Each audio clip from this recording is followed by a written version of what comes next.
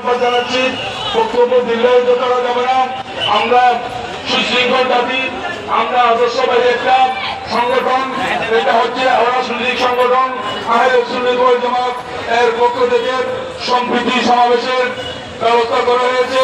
আপনারা জানেন সরকার পরিবর্তন হওয়ার পর আমাদের দেশে যে সমস্ত উশৃঙ্খল ইসলামের নাম দিয়ে অনিসলামিক কার্যকলাপ যারা শুরু করেছেন তাদের আমরা যথাসময়ে আসরের নামাজ আমরা এখানেই পড়বো।